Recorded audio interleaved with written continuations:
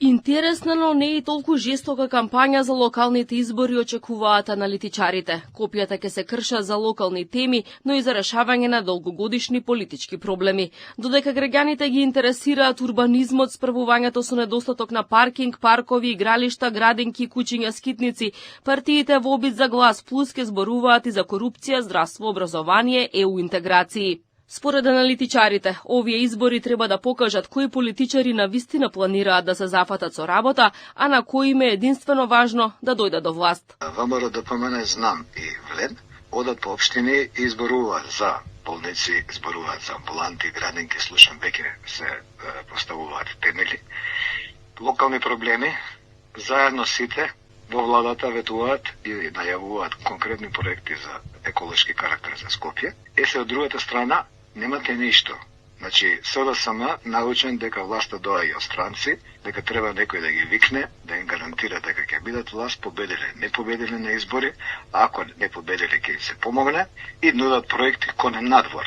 Изборите се одвиваат во една политичка атмосфера која е таква каква што е и некои национални теми нема да може да се избегнат. Јас сепак мислам дека најголем дел од темите ќе бидат локални, но партиите ќе продолжат да комуницираат на националните теми независно од локалните избори.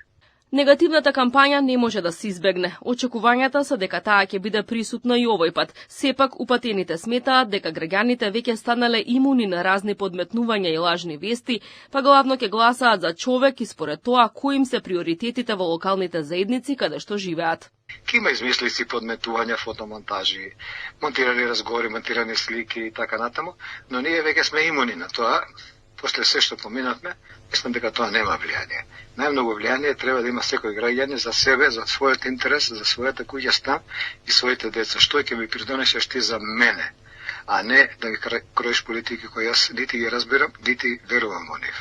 Најостра реторика се очекува да користат партиите од албанскиот блок. Најжестока битка престои во скопските општини, но и во општините во Западна Македонија. Најголем дел од општините предноста има владеачката партија на анкетите. Најинтересен за гледање во македонскиот блок може би ќе бидат Центар и Карпош, затоа што таму се резултатите најблиски, најнеизвестна е трката, но во другиот дел од општините, како и во најголемиот дел од Македонија, ќе биде предетерминирана ситуација. Во следните 20 дена граѓаните ќе имаат можност да ги слушнат ветувањата и пораките од кандидатите за градоначалници и советници и директно да разговараат со нив на организирани средби во нивните општини.